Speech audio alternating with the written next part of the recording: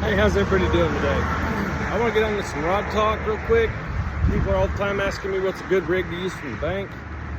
And just whatever fishing pole you want to use. Okay, that's the first thing we're going to cover. I'm going to show you all my fishing poles. We're going to do a quick little look at the lineup. Okay? We have $14 Ozark trail rod. We have a rod that my grandpa built back in the 60s or 70s. We have a Catfish Pro. We have a Proficiency. We have a $7 rod from Academy, whatever their house brand is. We have a Berkeley Fusion. We have a Build Dance with an Elite Host 300. We have a Meat Hunter with an Okuma, a CLX Okuma size 300 or 30 or whatever they got. We got a Berkeley Shock Rod. We got a Penn Pursuit 5. Okay, and you guys see me on my YouTube videos catching catfish, and I use every one of those rods. Let me take that back. I haven't used this rod. I'm about to use it for catching bait. I'll show you that it doesn't matter how expensive it is to go catch crappie. You don't need a $100 rod. You don't need a $100 reel. You need to go to Walmart and spend about 14 bucks and get you an Ozark rod and reel. If it's something you really enjoy after a while and you want to invest some money in it, yeah, go get you Falcon slab rod or ACC crappie stick or whatever.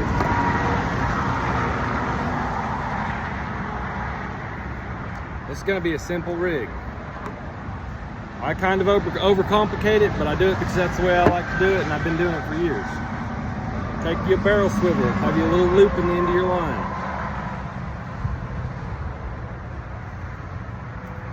You're going to adjust the weight by the flow of the water and the diameter of your line on how far you want to cast. Okay, so I'm going to pull it up about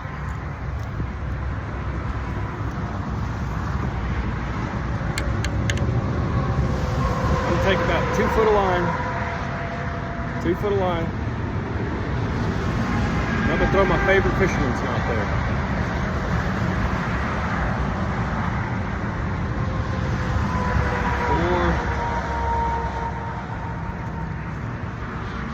I'm gonna come right through this loop where my this index finger is.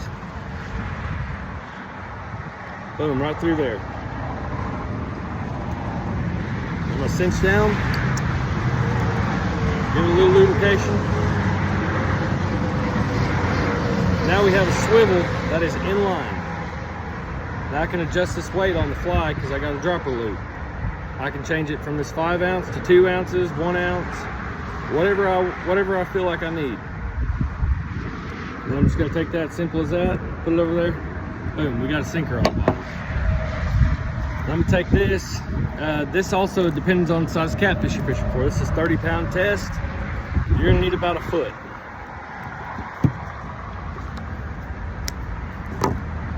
You're gonna take that foot of line, you're gonna get you a hook. This isn't the hook I would use on this rig, but it's what I have available. Pull it down there. This is called snelling your hook. Then you go right back in the back of the eye, going towards the point, pull on it, cinch it down, cut off your tag end. Done. Tie it onto that swivel. I like my leader to end up being about 5 to 6 inches, really. What this is going to do, especially fishing close combat or close to your boat, casting 20 yards out or so, what it's going to do is this weight's going to be on the bottom. Your line's going to be pulled tight with your rod. This weight's going to be on the bottom. That's going to get that bait. That's going to get that bait up off the bottom a little bit. And if you're in heavy current, it's going to form something like this. This weight's going to be on the bottom. And it goes back to the tip of your rod, and this will go out in the water. That's the reason for the swivel. We could have just tried to drop a loop, but if there's current, we don't want the bait to twist up and then it'll all get wrapped up in our line. But if you get a swivel, that'll keep that from happening nearly as much. Also, if there isn't no current and you're fishing with this is called 3-way rig. The catfish, when he comes and picks it up, if he swims up, he's got the weight of that sinker holding that hook pinned in his mouth. If he swims off and the weight still or swims down, he's pinned with that hook because the hook is caught in the roof of his mouth from the tip of your rod. So no matter which way he goes, this hook stays with the point buried. Like pretend that's a catfish's tooth patch is my thumb. So that'd be about a 40 or 50 pound catfish. I got a big thumb. It's gonna keep that hook point in a premium spot. If you're fishing a Carolina rig and he swims back towards you and you got 4 foot a leader, you may not know that fish is there until he's done swallowed the hook or got the bait or whatever. Now we're gonna take this back off of here.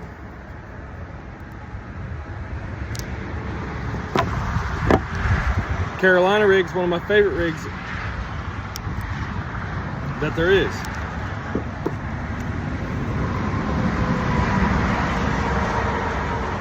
Now when I really feel like the peg float comes into use is in a situation where the Carolina rig with a cork, I feel like it comes into play more so when there is no current. There's a scum layer. There's a scum layer on the bottom of a pond or a river or a lake. When there's no current, there's a scum layer. And that peg float on your leader 3 or 4 inches off of your hook will keep that bait up above the scum layer, above the scum line. And also, if your bait lands on the bottom, think about the scent dispersion. If it hits the bottom and then it dissipates, okay, if you got that peg float and your bait's floating way up here, it's like an umbrella of scent or a swath of scent. Instead of just being on the bottom and slowly rolling out, it'll just disperse scent quicker. Now for video's sake, we're gonna do this. It doesn't matter what sinker you use. No rolls I do prefer, but these bank sinkers, they get the job done. Put your sinker on. This is on braided line, you don't need a bead. On monofilament, you don't really need a bead either unless you're using an old roll. This slips right over the knot really easily. What you're gonna do, this knot's worked for me since the dawn of time. Take it, make a loop like that, take this line, go around it about 5 or 6 times. Go back in. Okay. That's what you got. These tag-ins don't really matter.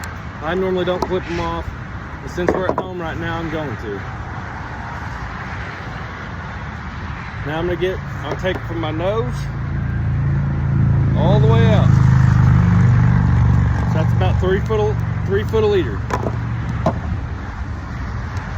I'll take me another hook. I usually don't use circle hooks, and you guys that watch all the time know that, but I'm gonna take this circle hook and we'll go like this.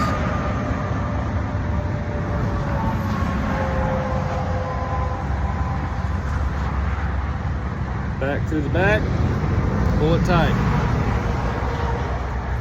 Trim or don't trim your tag in, it really doesn't matter. Catfish ain't line shy. Then, go right in like so.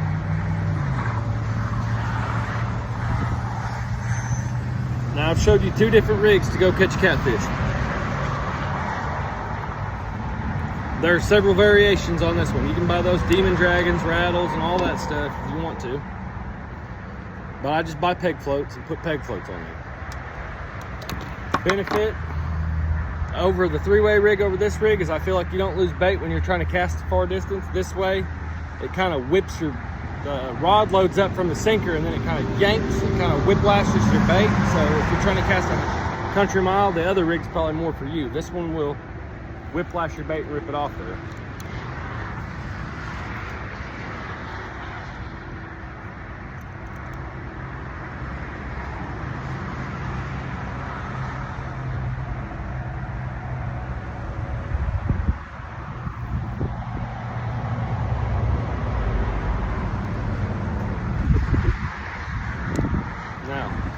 Talk about some other stuff. Let's talk about braid over monofilament, when to use braid and when not to use braid. I suggest this rod's stiff, this line has stretch. You need to give somewhere. Let's see, I can get you guys an example here. Okay. this rod right here, I just pulled the line out of the eyes. I just spooled it up with this braid. I'm using 40-pound test braid on it. But the reason for that is because if you cast it, you can put 30-pound test on here and you can cast a country mile. But this rod tip is kind of wispy. And I bought this rod for my wife. And I've been testing it out as a $50 combo, seeing what I thought about it. And what I think about it is that the line that came on it, I used Berkeley Big Game line, and so I'm pretty sure that's probably what it came with spooled up on there. But I didn't like it. You can see how limber this rod is.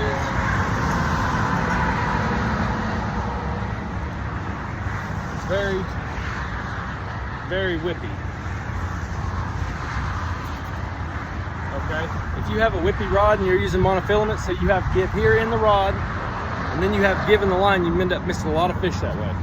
So I spooled it up with braid. We're gonna see how the guides hold up with braid. Being a cheaper rod, I don't know if it will or not, but we're about to find out. Outside of that, I think it's a great deal. If you're gonna go catfishing and you wanna go cheap, Berkeley Fusion rod, Berkeley Big Game braided line. Remember, stiff rod, monofilament. Wispy rod, braided line. If you don't have a bunch of catfish poles, but you want to go catfishing and you have bass gear, use your frog rod. Use your rod that you got the 30-pound test braid on there, and that has a heavy action. Okay, because even though it's a heavy action, it's a bass rod, so in comparison to a meat hunter, it's still going to be wispy, and you got the skull on a catfish is pretty thick, so you're going to want to be able to get hook penetration.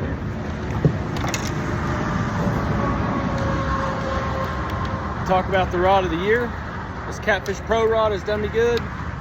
It's stiff like a broomstick, kind of like I like it. I think it's medium heavy.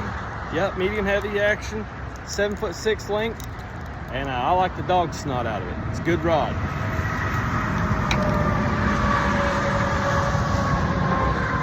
Talk about one that'll get you by. This is a yard sale put together right here. This is a YBR 70 MHC, 7 foot, 12 to 25 pound test.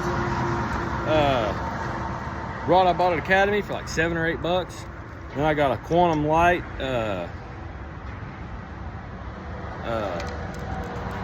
bait caster on there, just a bass reel. And I've caught so many big fish. My first flathead of the year this year on this rod. It doesn't matter what rod you use to go catfish. This rod right here, one of my favorite rods. If you guys watch my older videos, you know I used to have meat hunters all the way across the back of my boat. But that ain't really fair to my audience to show them that I'm using all meat hunters and make people think that you have to have a certain rod to catch a certain fish, because that ain't true. This rod, it's kind of limber, and so I run it with braid with an Alejo's reel. I have a lot of good luck with this rod. It's Bill Dance. It's a Quantum Bill Dance Series Catfish Edition. Works great. The reel was trash, but the rod's great. This is what all you used to see on my boat. This is a meat hunter. It's a model MHR 12020, 12 foot medium action, or heavy action. This is a broomstick. I use 50-pound test line on it. You can see I got 2 big 10-aught Gamakatsu hooks on it. Caught a lot of big fish with this rod and reel. That's a good one. There ain't no replacing that one. But you don't have to have it. Like I said, caught plenty on this one, caught plenty on all of them, and you guys have seen that in my videos.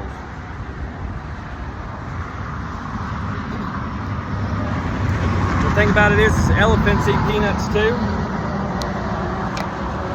And this rod right here has been one of my favorite this year. I just bought this rod this year. This is a Berkeley shock rod made for braid. It's a lightning rod, and it's medium, moderate, fast.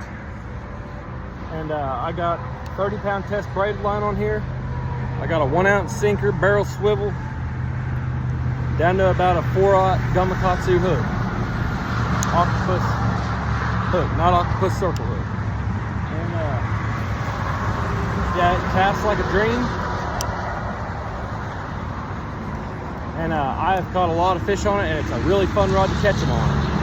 And this just a Abu Garcia Black Max rod and reel. Does wonders. I catch all kinds of fish on it. Now, I know this video is probably kind of getting long for just talking about rods, but I hope this cleared up a lot of questions for people. Just simple 3-way rig will get it done. If you have all the rods in the world and you just don't know how to fish with them, I'll take you into some talk about that real quick. If you're fishing from the bank and you're fishing flooded conditions, you're fishing a blowed out river, and there's a lot of current. We're gonna take this inside. Sorry about my hair today. What you could do is got head out there quick. What you do is, if you have options and you have braided line, fish with the braided line. The thinner diameter has less drag in the water, so you can use less weight to get your bait to stick where you want it to if you're fishing from the bank. Also, you can cast further with the braid. That's a benefit of using braid, is that you can cast so much further than you can with mono and still have the weight. Like if I change my meat hunter to 20-pound test and I was using a 5-ounce weight and about 5 ounces of bait, I could cast that sucker country mile, but then I might not be able to pull back in a 50 or 60-pound fish in heavy current. But with the braid, I can use 50-pound test and have 10-pound test diameter, so I can cast a country mile and I can pull that fish back up river or tree if need be. So they both have their ups and downs. I base whether I put braid on my rod or mono on my rod based on the action of the rod, not on my opinion. I mean, it is an opinion, but just I don't just put braid on this one and put mono on that one just because. There's a science behind it. There needs to be some give somewhere. Like I said, all your bass rods, run them with braid. Run them with braid. They're not the same. Medium heavy or heavy action bass rod is not the same heavy action as, per se, a meat hunter. Meat hunter has a great parabolic bend, and when I catch big fish on it, everybody else considers it a broomstick, but when I catch a big fish and it puts a bend in it, it makes my day. That being said, the Bill Dance rod is a medium heavy action, and it's kind of limber in my opinion, and I run braid on it, and I still catch the same size fish as I do on the meat hunter with the monofilament. I do intend to go back to having matching rods across the back of my boat just for the aesthetic looks of it. But in the meantime, I'm going to keep running 19 different kinds of rods because I want everybody to know that you don't have to have any kind of certain specific rod to go out and go fishing. I just want you guys to know that you can just go out and fish and have fun fishing with whatever you got and make it work. That's what this is all about. It's about having fun. It's not about what rod you got or what you're spooled up with. Just make it make sense and go out there and have fun.